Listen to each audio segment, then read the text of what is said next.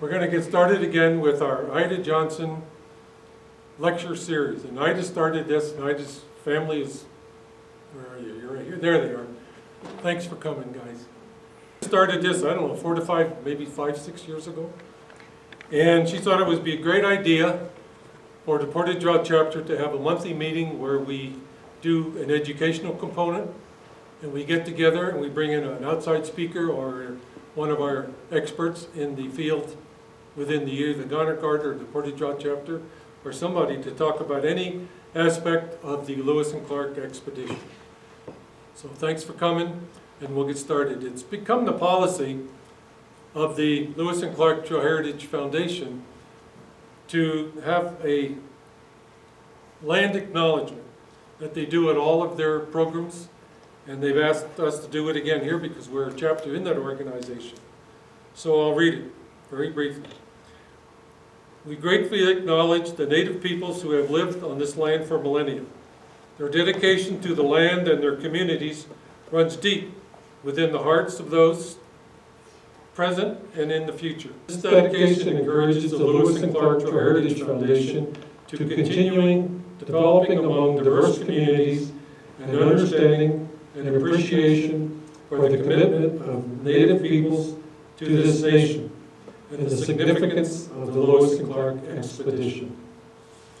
Probably should have introduced myself. I'm Lee Epling, the current president of the Portage Draw chapter.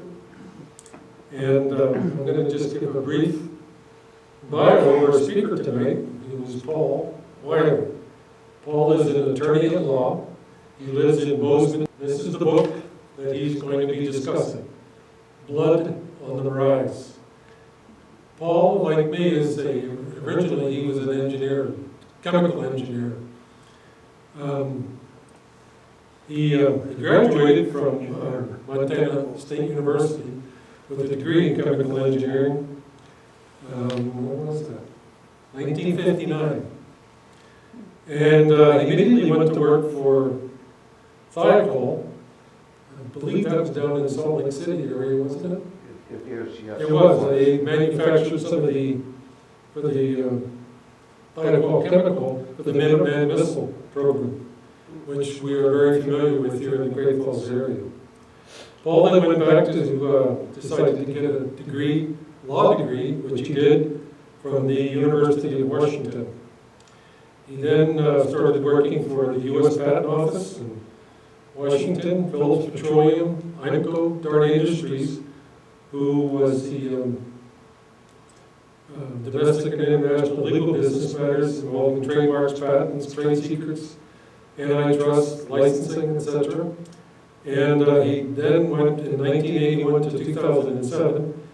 He's an attorney at law in private practice in California and Montana. And he did very many legal matters involving some corporate law, patent law, things like that. He's a member of the Utah State Bar, the State Bar of Montana, Supreme Court of the United States, the Federal District Courts in Utah and California, and the American Bar Association. He's his professional organization. He lists, there's so many here, I won't read them all, but the last couple are the Western Writers of America, the Society for Military History, and the Western History Association. So he's been published in several sources: Who's Who in America, Bar Register, Who's Who in American Law. His current activities, he's writing The Irish Gentleman, Thomas Francis Meagher, a biography. And so without further ado, I'd like to have Paul come up and give us his presentation on the Blood on the Rise, and he'll explain all of that. Paul? Thank you very much, Lee. Can everyone hear me fine? I think you can, because I can hear some reverberations coming back. We have a PowerPoint presentation this morning, or this evening, I'm sorry. And we'll get right into it. We're going to talk about the Baker Massacre, which happened in 1870. And Piegan Indians in a village up on the Marias River were attacked by U.S. troops coming out of Fort Ellis in Bozeman. And there is, of course, no photography in those days, but we are lucky enough to have this painting by King Kuka, a Great Falls man who was affiliated with the tribe.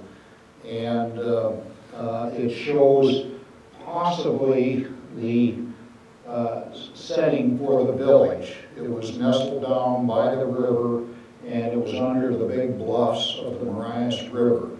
And we're talking now about an area southeast of Shelby, about 10 miles on the Marias.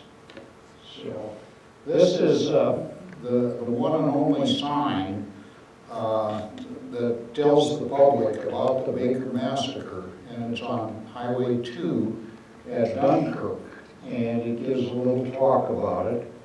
And here's the map. There's Shelby, and there's Dunkirk, and there's the road coming down Dunkirk Road, and then you make a little right on the next road, and I forget the name of it, and I can't read it there.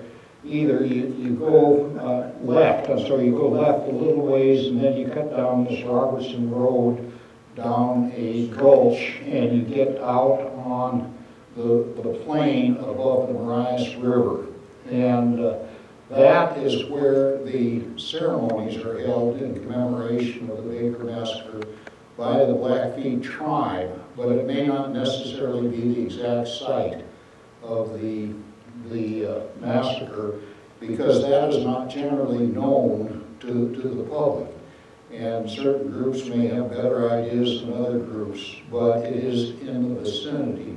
From what I understand from talking to Rosalind Lapeer, a college professor at the University of Montana, who's a member of the Blackfeet tribe, it would be a sacred spot, and you simply do not go there originally after the occurrence. And then after some time, you can go there, you can go near, and then later you can go there, but you do not stay very long. And it's their culture, and I don't know whether it's certainly not a set of written rules, but that has probably kept the site, the exact location in obscurity. So let's move on. This is what it looks like down there. This is an early photo that said massacre site. Now, whether it was or not, we don't know, but that's kind of what it looks like down there. In summary of the massacre, there were about 380 troops from the 2nd Cavalry out of Fort Ellis near Bozeman attacked Heavy Runners Village of the Piegan Indians, and that was early on the morning of January 23rd, and they killed at least 173 Indians. It was the official count of the U.S. government, but it is not the count, I think, of the actual casualties there. There were some problems with their attack. First of all, it was the wrong village. They were up there to attack the village of Mountain Chief. Second, the village had smallpox. And third, it was well below zero. In other words, it was so cold that it would be hard for anyone to know, I think, exactly where they were or what they were doing. This is the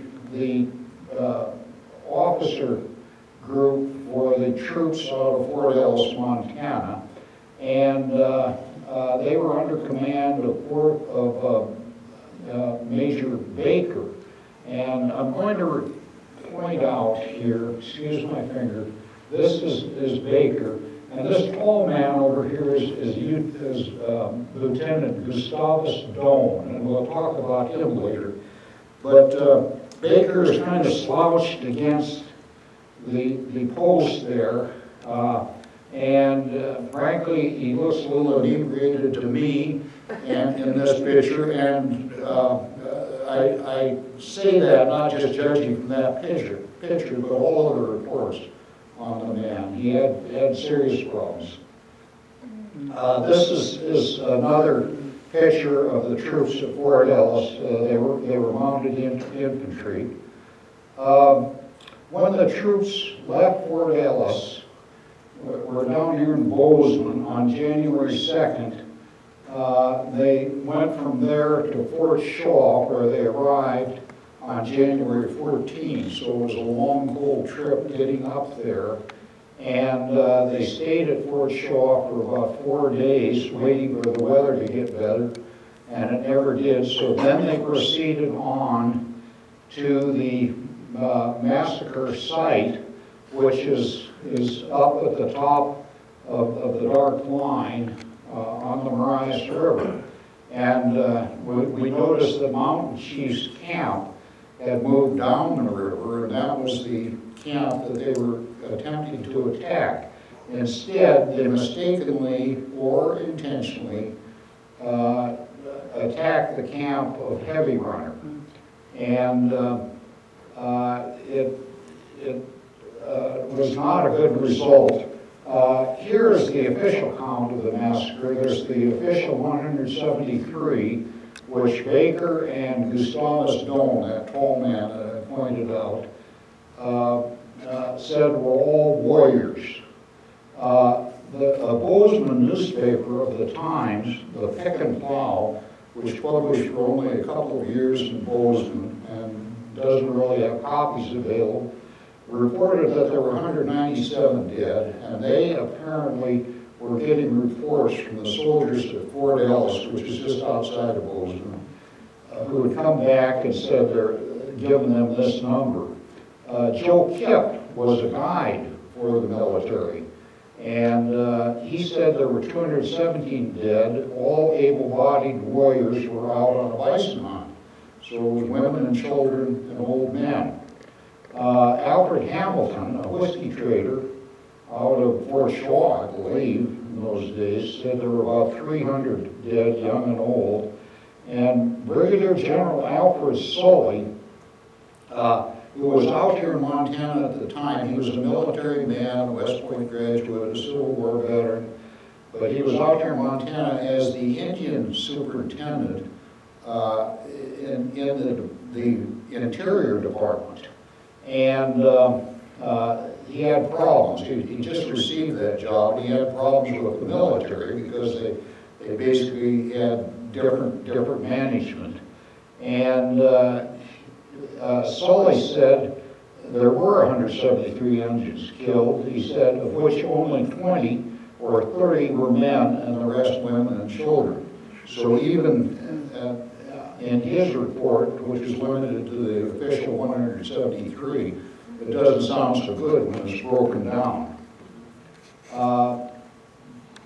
We want to talk a little about Lewis and Clark and the Piegan Indians. And I think everyone here knows that when I say Piegan Indians, I'm talking also about the Blackfeet tribe in Browning. Meriwether Lewis's diary for July 25th, 1806 said, "I would resist to the last extremity, preferring death to that of being deprived of my papers, instruments, and guns." And of course, that's to give up anything to the Piegan Indians he met.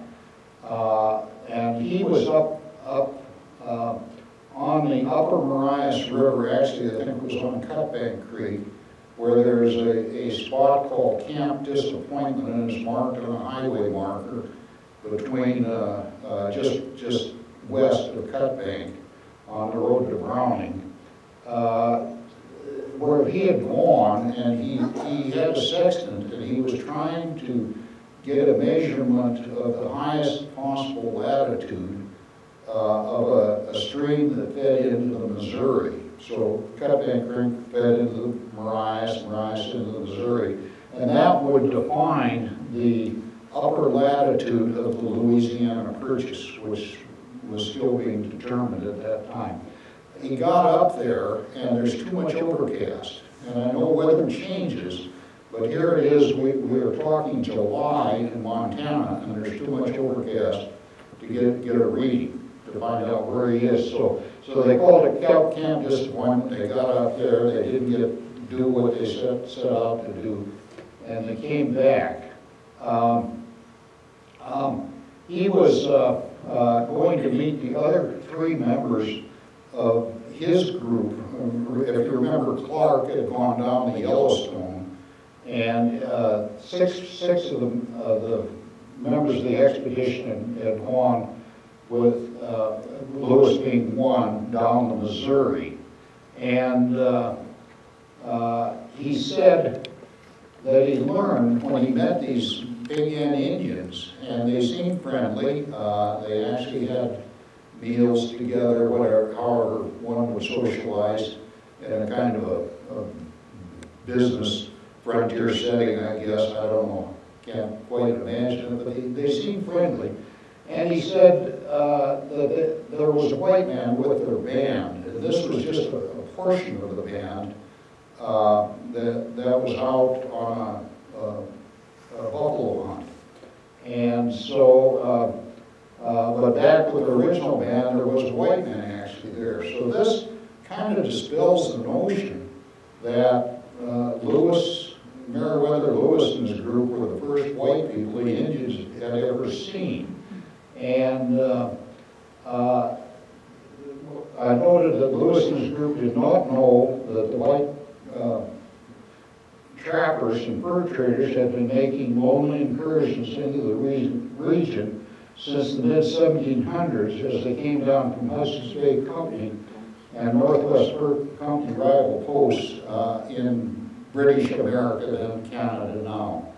So, I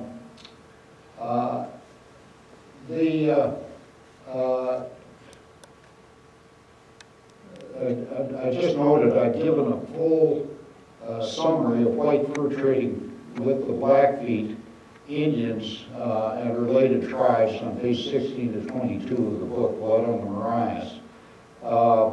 I also noted the Hudsons Bay Company and Northwest Fur Company origins. And Hudsons Bay Company had been established in 1670 to start trading, and it was incorporated as the largest and oldest commercial corporation in North America under the title of the Governor and Company of Adventurers of England, trading into the Hudson's Bay.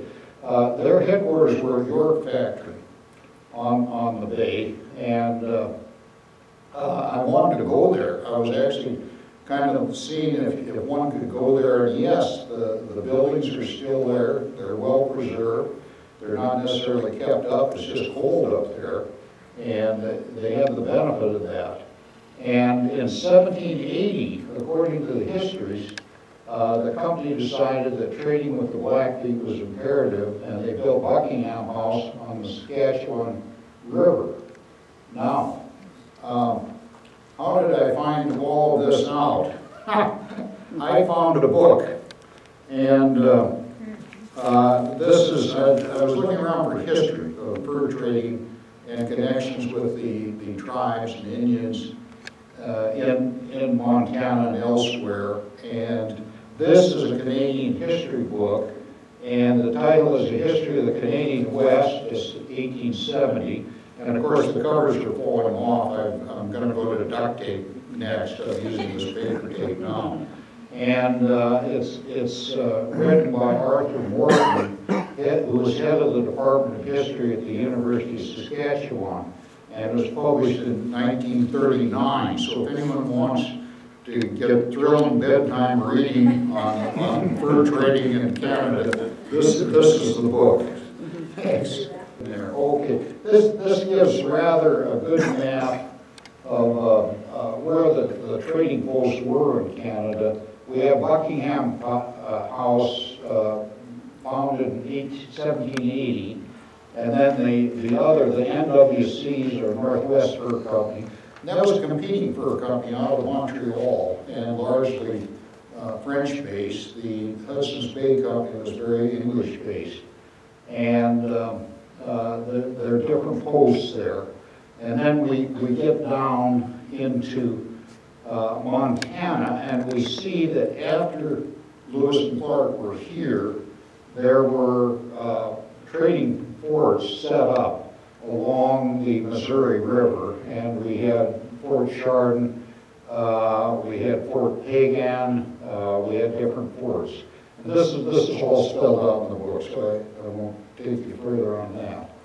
Now, here's what the situation was in Montana as Montana got into the 1860s. It was being populated and territory was being scooped up. And one event that happened here along the Bozeman Trail happened on close to the Yellowstone River, I would say between Livingston and Big Timber, or where they are now, and that was John Bozeman was killed in April of 1867. And the strange thing about that is that the Butte paper investigated the incident, and that was the Montana Post. And they said that John Bozeman, and there are lots of theories, particularly around Bozeman, who killed John Bozeman, this jealous person or that person. But Butte came out and they said it was Mountain Chief. And I said, Mountain Chief? He's with the Piegan Indians up, just northwest of Fort Benton up there. And they said, no, he did it. He was down hunting, and he was in Crow territory at that point. But he had some people with him, and they ran on to John Bozeman and the Mountain Chief who killed him. That's published in a newspaper in Montana. And that man had a bad reputation in Montana from that time on. I've researched, and there's at least one instance in my book where it shows the Mountain Chief did not have entirely a bad reputation. But there you are, So it kind of depends what happens after that. Now, this, we've already looked at this, so we'll move on. One of the fur traders who had come up the Missouri River very early was Malcolm Clark. And he was a troublemaker from the start, but few people knew it. He was later killed by members of Mountain Chief's band at his ranch, which is the Seaman Ranch, outside of Helena, just before you get into Wolf Creek Canyon. And it was not known at that time that he committed at least 2 murders in the region and attempted another one. And he had this early history of trouble. He originally started out as a 17-year-old at Wolf Point, and he assaulted a classmate who refused to duel him. And he was dismissed from Wolf Point, but the president, Andrew Jackson, intervened and had Clark reinstated, and Clark immediately assaults another classmate, and he was at that time kicked out. And then he kind of went to Texas and was a member of the Texas Army for a while, and then he came up the Missouri with Alexander Harvey, who was one of the early traders. And the Blackfeet, I think you may be familiar with winter counts. They are sort of a summary of the history on a year-by-year basis that are kept by certain individuals to put together. They're quite cryptic, but also quite full of information. And one of their winter counts said that Alexander Harvey had killed 30 trading Piegans. So this is a picture of Clark, and the guy on the left there is Pete Owlchild, and he is related to Mountain Chief. And Malcolm Clark was married to Owlchild's relative. I'm not sure it was a brother, but a close relative. And there had been some trouble between them, and Owlchild murdered Clark over burning resentment I'll say he had a resentment, from a family matter, that said that Clark had beaten him and seduced his wife. And so this was his basis for killing Malcolm Clark. As I said, Mountain Chief was accused of killing Malcolm Clark, his band. So Malcolm Chief is the bad guy. And I think I've mentioned that before. Okay, now here come the group to Montana, the military people, the people that are going to bring peace here. One of the arrivals was Regis de Trobriand, and he had a fancier name. It was Felipe Regis van Caradern de Trobriand. And he came to the Montana Territory in the summer of 1869 as military commander here. And he was stationed at Fort Shaw. And if one goes to the Army post at Fort Shaw, there's a house there that the commander lived in, and that's where de Trobriand was, and it shows his fireplace and a few nice things. But he was in charge of the military in Montana.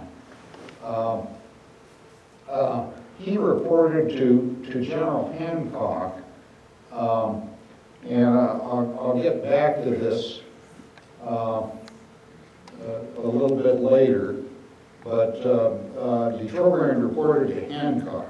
Now, the other guy was in Montana was Lieutenant General Alfred Sully, who was a Civil War general and had been in the Army, and he'd been transferred over to the Interior Department to be head of Indian Affairs, and that was a move by the government in Washington to try to get civilians and non-military people into the Indian communities as Indian agents. So they put a general in.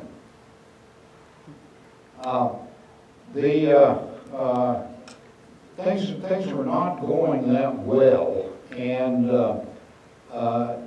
General Phillips Sheridan in Chicago was head of the Army in this portion, and then under him was General Hancock in St. Paul. And de Trobriand reported to Hancock, but soon Sheridan was communicating directly with de Trobriand. And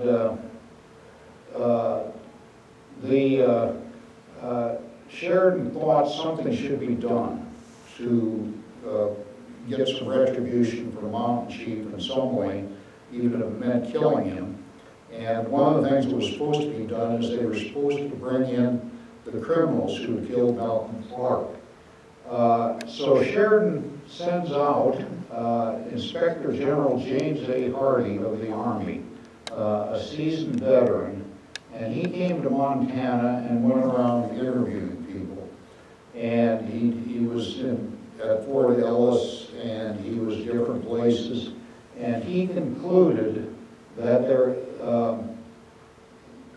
was a justification for trying to retaliate for the attack on Clark. Now, they needed a man to come and do this, and it's not this man. I'll get to him. I don't have a picture of Major Baker here, a portrait of him, but Baker was sent out to Fort Ellis to command the troops there just before Christmas 1969. And then this man, Second Lieutenant Gustavus Cheney Doan, was also sent out under Baker. And Baker was kind of a killer from the Civil War. He'd been in battles in the Civil War. He was known to be someone who would fight total war, destroy the enemy entirely, whatever, that type of thing. And he had that little bit of a drinking problem that I'll mention.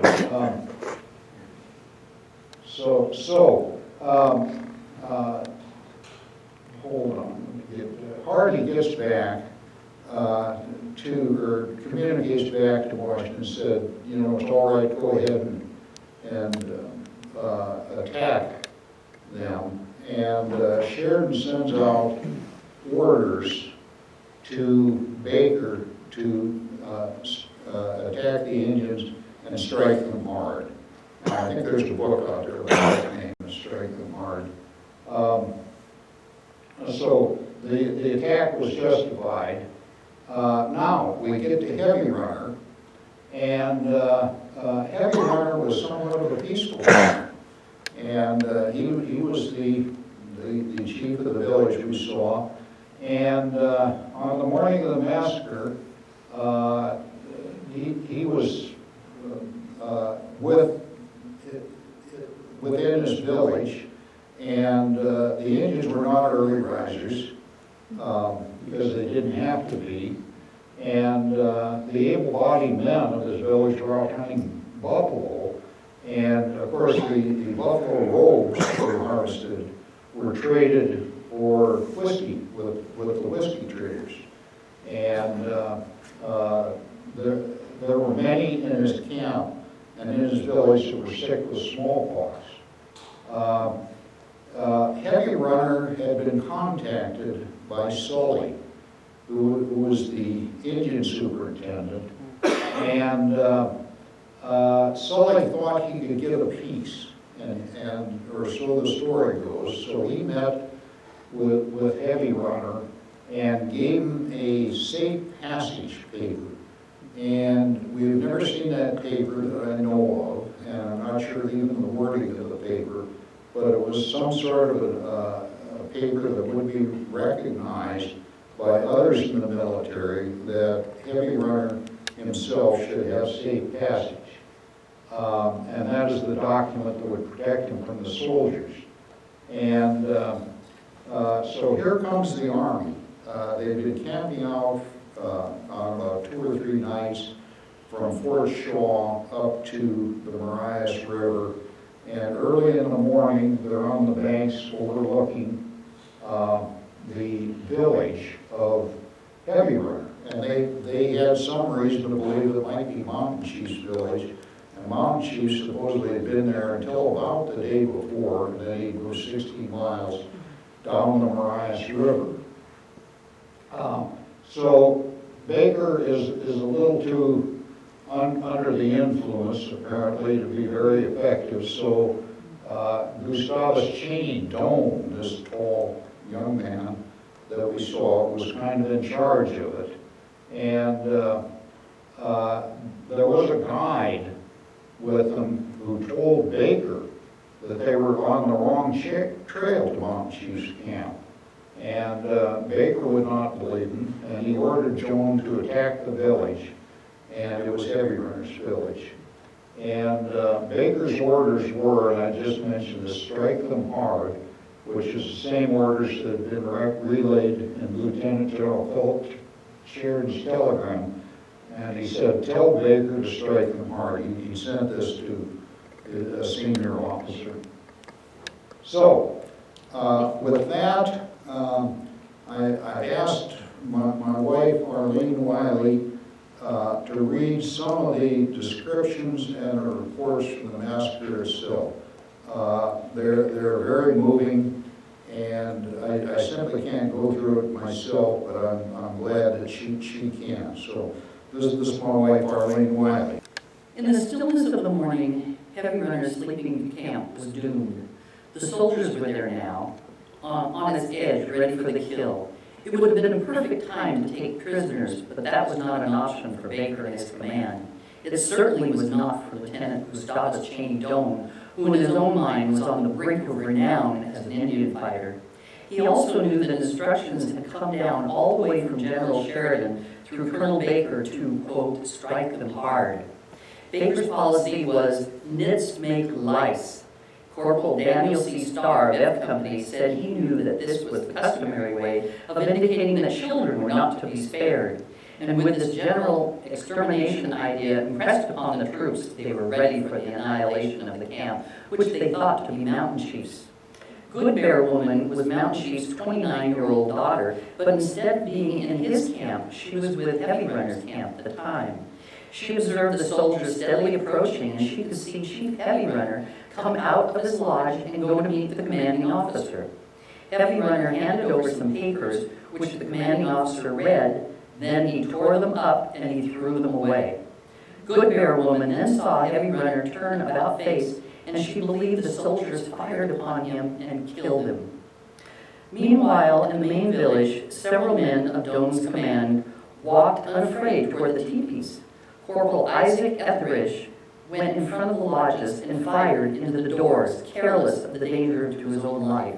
Doan watched as he 3 times dropped Indians who had bows presented within a few feet of him, with arrows drawn to an aim. But Doan said that Etheridge was a splendid shot and killed several. Doan reported that Private Mullis of the cavalry fought in such a desperate manner that he killed alone and unaided by his comrades 20 Indians.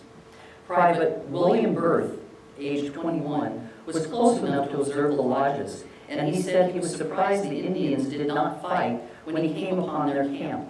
The Indians that did not fight when we came upon their camp, did not fight when they came. The Indians that Berth saw were all too sick or too frightened to fight. And he said that they just stick their heads out of their tents and then went back in and laid back and covered up again. Without much hesitation, Berth and the other men started firing into the tents. Even as the shots were being fired into the teepees, Berth said, still they would not return fire. The soldiers around Berth became emboldened and unafraid of any kind of armed resistance by the Indians. They went up to their tents and took butcher knives and cut open their tents and shot them as they lay under their blankets and buffalo robes. But that was not enough, and Berth and his companions killed some with axes. The ghastly event was beyond description, but one observer reported, and I'm quoting now, the scene now presented was one of frightful reality. The high-covered lodges were ripped with knives by the soldiers, and many a bullet passing through the opening thus made laid low the braves within. The uproar was deafening. The sound of firearms, the yells of the infuriated soldiers, yells and death cries of the redskins, and the barking and howling of the Indian dogs, all mingling, made the scene one of terrible interest. Anon, kegs of powder carefully stowed away in several of the lodges would explode and kill the inmates. Here a savage would spring out with rifle in hand, but only fall in his tracks. Their resistance would be made, but the well-directed shots soon caused the effort to cease, end quote. A young pagan boy, only about 7 years old, was hiding out in the brush when the attack occurred, and he remained hidden while the old men, women, and children were killed. He witnessed young babies being slung by their heels and heads bashed on the rocks. Terrified, he was able to run from the camp in the cold winter and cover about 70 miles to safety near the Rocky Mountains, where he was taken in by a white family and adopted. Killing the defenseless pagans was too cruel for some of the soldiers. Henry Dew, 29, a private in G Company under Captain S.H. Norton, had been ordered to use a pole axe and kill some Indians that were captured during the battle. He could not stomach it, and instead he crept out of camp and disappeared into the night, only to rejoin his home company later. Buffalo Trail Woman was 22 at the time of the attack. When her husband, Good Stab, also known as Yellow Owl, realized what was taking place, he prepared for war, but as he was making his way in the open to his mother's lodge, some distance away, he was shot and wounded, but he made it to his mother. When Buffalo Trail Woman found him mortally wounded in his mother's lodge, he asked her for a drink of water, but a soldier came along and pushed her to one side and shot him dead. She herself was wounded on the back and also on her ear, and she saw how many others in the lodge were shot, including one old man who had tried to dig a trench near the fire pit as a kind of a fort. Tom LaForge, a 19-year-old civilian, was there, and he had seen enough and was trying to get away when he found a young squaw hidden in the brush nursing her baby. As he approached, she jumped up in great fear, making signs saying, "Wait until my baby gets his fill from my breast. Then you can kill me, but let the baby live. I give it to you. holding the infant out towards him, LaForge was unable to do anything other than turn away and ignore her. When he passed that thicket again, he saw the dead bodies of both the mother and the child.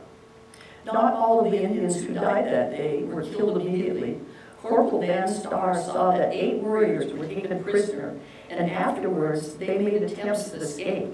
After the recapture of 2 of them, who had tried to slip away, the officer of the guard lost his temper, and he issued a simple order: kill them, every damned one of them. As the soldiers' guards began to get their guns ready, the order came: get axes and kill them one at a time. Starr himself was one of the axe murderers. Arlene, thank you very much. Always gets so horrible. Yeah, and Thomas, thank you very much for helping the old folks. This was, obviously the massacre was a subject of investigation. And there was a congressional investigation, and William Tecumseh Sherman, the head of the Army, got involved in it. And of course, he is the guy that kind of ordered the thing to begin with. I don't think he expected the results that were obtained. But he said, I prefer that the majority of the killed at Mountain Chief's camp were warriors. Notice he says Mountain Chief's camp. It was Heavy Runner's camp. That the firing ceased the moment resistance was at an end. Arlene would not agree. That quarter was given to all that asked for it, and 100 women and children were allowed to go free to join other bands of the same tribe known to be camped nearby. Questionable. Rather than the absurd report that there were only 13 warriors killed and that all of the balance were women and children more or less afflicted with smallpox. And this is the official word being dictated from the head of the Army. So, I think we've gone far enough. I've got a few more slides, but they aren't that relevant. And so I'd just like to say thank you very much, and I'm certainly open to any questions you might have. Or if you want to talk to me afterwards, I'll be around. And I'd like to thank Arlene for volunteering that rugged duty of reading that, and my son Paul Wylie for helping me with the equipment. So, and I'd like to thank Lee for all the help he's given me, and I'd like to thank the group for inviting me.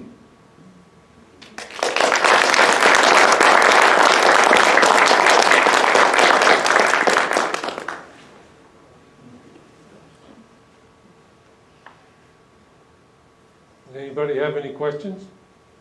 Comments? What happened to Mountain Chief? Mountain Chief escaped to Canada, as many of the Indians did. And there's some material in my book on what was going on with him afterwards. And as far as any terminal decisive end to him, I can't recite it right now. But I sure refer you to the book. How come they were after Mountain Chief when Owlchild was the one that killed Malcolm Clark? Owlchild, I believe, was Mountain Chief's son. And it was all considered part of Mountain Chief's band, I think.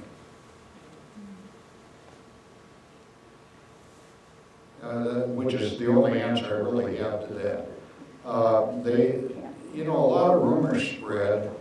There wasn't the constant communication we have these days. I think people would read things in the papers. And I think that Montana Post article on Mountain Chief kind of tattooed him as a criminal in Montana. For killing John Bozeman? Yeah, for killing John Bozeman, who was very famous in Bozeman. Yes. What about the cover-up that all of the generals received? I mean, they wrote a letter, but They just kind of buried the whole situation. Uh, Not Sherwood. Sheridan. Sheridan, yeah. Yeah, I think there's no question, and I've gone into that at length in the book, and I think it may be, certainly it's a fair history, and it's fair to those generals, I think. I'm not saying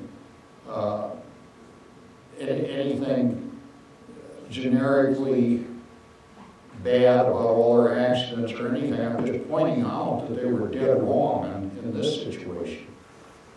And they covered up completely that they were wrong. Yeah. Didn't the East Coast newspapers get it and publicize? There's a, the East Coast newspapers picked it up. And in today's world, they would be considered liberal. They were, but the East Coast picked it up, and they wanted something done about it, so word did spread.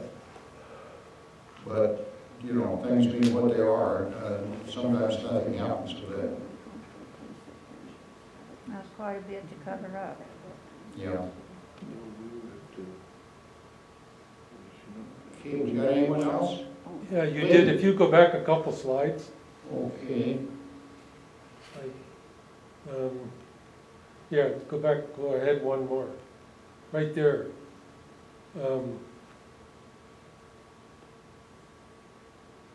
I guess it wasn't that one. This is all about this slide is all about James Welch and what he said in his Fool's Crow book. It was when you said what, they changed the policy of the Bureau of Indian Affairs would now be governed by a civilian. Oh, yeah, they fought that out for a number of years, Lee, and I don't know where it ended up. I quit on the research on this book. I basically quit with 1870 as far as the details, and then there's some aftermath of that. There was a false priest from Canada came down and made some peace, and a very interesting tale. There was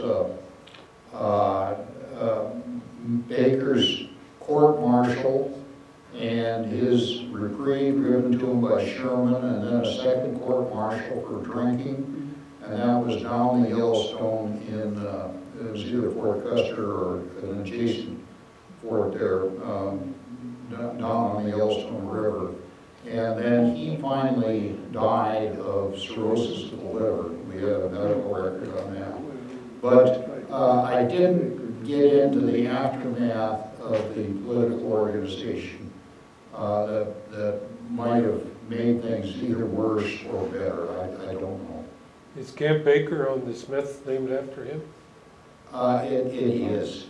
And of course, I'm a White Silver Springs native, and I know Camp Baker very well, and it was named after Major Baker. And as far as I understand, Camp Baker was considered as a military installation totally ineffective, just nothing really ever happened there.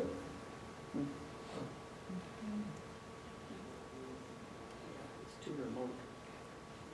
I might just mention it, there's been some comments, I would not call it criticism, just comments, that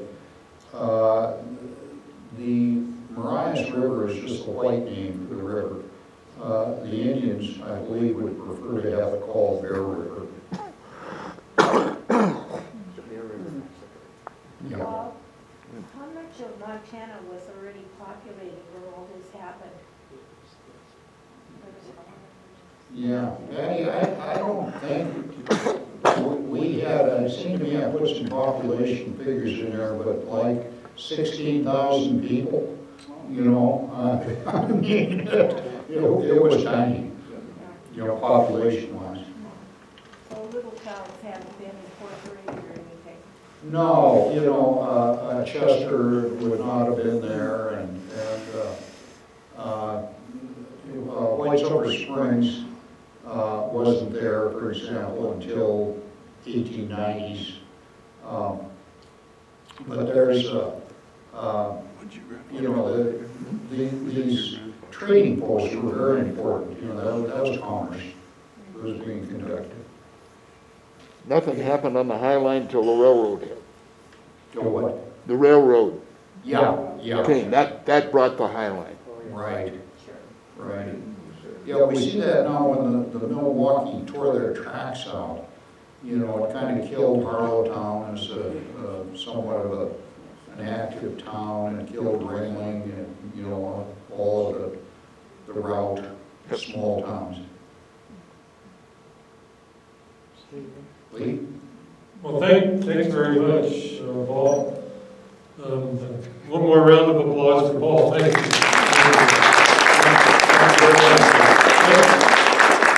Thanks everybody for coming. And Claire, why don't you get up and tell us what next month's program is going to be, and who our speaker is going to be. I don't know, ask him, he's sitting down there. Well, next month, we're going to be doing the same thing. We'll be here in the Interpretive Center on the second Tuesday of the month again, 7 p.m. And it'll be a live performance. And I understand Ike Kaufman's going to give us a discussion of the history from his grandfather. Well, I'll let you talk about it, Ike. Your grandfather started at Fort Benton, moved to Great Falls, and we're going to do that kind of history. That doesn't have much to do with my grandfather. It has to do with Great Falls in the old days, and it's about 100 years advanced from the Marias Creek Massacre timing. Very good. We look forward to that next month. Hope to see you all here. If anybody has any further questions, we'll entertain them. Otherwise, have a great evening. Good night. Thank you.